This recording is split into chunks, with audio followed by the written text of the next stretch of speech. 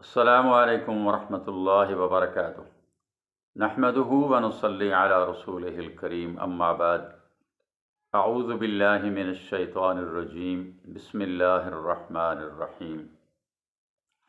والنجم اذا ہوا ما ضل صاحبکم وما غوا وما ينطق عن الهوى ان هو الا وحی یوحی۔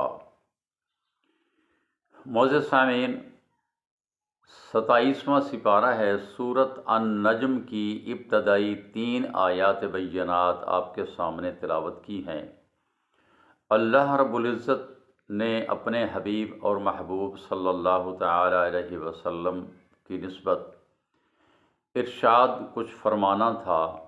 پہلے اللہ تعالیٰ نے قسم اٹھائی ستارے کی، فرمایا والنجم اذا ہوا، قسم ہے ستارے کی جب وہ گرے یا غروب ہو، ما ضل صاحبکم وما غوا، تمہارے ساتھی یعنی محمد صلی اللہ علیہ وسلم نے نہ تو راہ گم کی ہے اور نہ وہ ٹیڑھی راہ پر ہے۔ یہ 2 جملے ایک آیت، نہ تو آپ نے راہ گم کی ہے اور نہ آپ ٹیڑھی راہ پر ہیں۔ گویا اس کائنات کے اندر اگر کوئی سیدھی راہ پر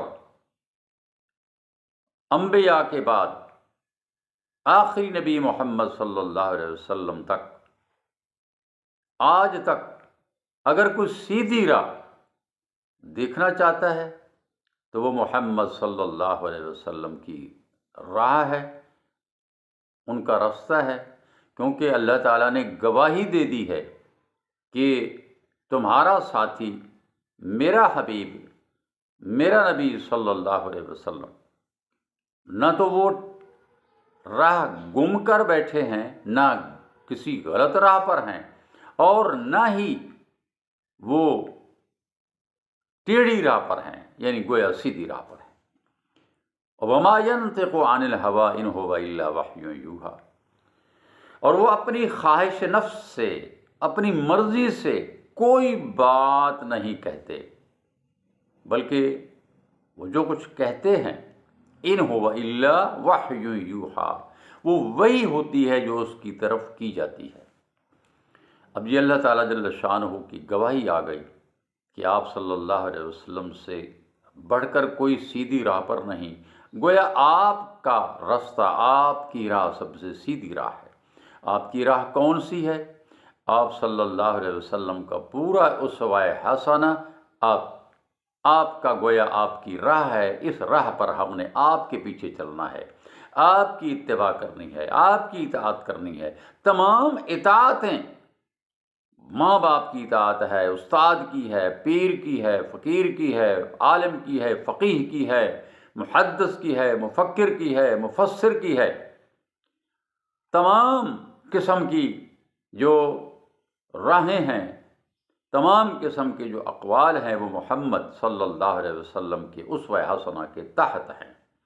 جس کی بات بھی آپ کے اسوہ حسنہ سے مل جائے سر آنکھوں پر، اور جو بھٹک جائے، کیونکہ وہ بھٹک سکتا ہے اور محمد بھٹک نہیں سکتے۔ کیوں؟ اس لیے کہ اللہ تعالیٰ نے ان پر وحی کا سلسلہ رکھا ہے، وحی کے ذریعے آپ کو رہنمائی دی جاتی ہے۔ میرے بھائیو، آپ صلی اللہ تعالیٰ علیہ وسلم کا تذکرہ، معراج کا تذکرہ چل رہا ہے۔ اللہ تعالیٰ جل شانہ نے آپ صلی اللہ علیہ وسلم کو عجائبات کچھ دکھانے تھے اپنے امت پر، قیامت تک آنے والے انسانوں کے لیے ایک خاص راستہ متعین کر کے لوگوں کو بتانا تھا، اور اس صادق و امین شخصیت کے ذریعے اللہ تعالیٰ نے اپنے جو کچھ بنایا ہے اس کی کچھ نشانیاں اللہ نے اپنے بندوں کو بتانی تھی۔ تو آپ صلی اللہ علیہ وسلم، پہلے اس کا تذکرہ ہوا کہ آپ دوسرے اور تیسرے آسمان کا تذکرہ ہوا، آج چوتھے اور 5ویں آسمان کا تذکرہ ہے۔ آپ صلی اللہ علیہ وسلم کو جبریل امین اپنے ساتھ لے کر چوتھے آسمان پر گئے، دروازہ کھلا، وہی صورت رہی۔ دروازہ کھولنے والے نے پوچھا کون؟ فرمایا میں جبریل۔ جواب آیا آپ کے ساتھ کون؟ فرمایا میرے ساتھ محمد ہیں۔ تو دربان نے، آسمان کے دروازہ کھولنے والے دربان نے کہا ہاں آپ ہی کے لیے حکم دیا گیا ہے مجھے کہ دروازہ آپ کے لیے کھولنا ہے۔ دروازہ کھل گیا، آپ صلی اللہ علیہ وسلم آگے بڑھے، ادریس علیہ السلام سے ملاقات ہوئی، انہوں نے آپ کا استقبال فرمایا، مرحبا کہا، اے نبی صالح، اے اخی صالح، اے میرے نیک بھائی، اے نیک نبی، استقبال ہوا۔ اور اس کے بعد آپ آگے چلے، کہاں؟ پانچویں آسمان کی طرف۔ وہاں پر سیدنا ہارون علیہ السلام سے آپ کی ملاقات ہوئی۔ ہارون علیہ السلام سیدنا موسیٰ علیہ السلام کے سگے بھائی تھے، اور اللہ تعالیٰ نے ان کو نبوت اور رسالت جو دی تھی وہ موسیٰ علیہ السلام کی درخواست پر دی تھی۔ تو ہارون علیہ السلام سے ملاقات آپ کی ہوئی، اور پھر اس کے بعد ہارون علیہ السلام سے ملنے کے بعد، استقبال کے بعد، پھر آپ آگے چھٹے آسمان پر چڑھ گئے۔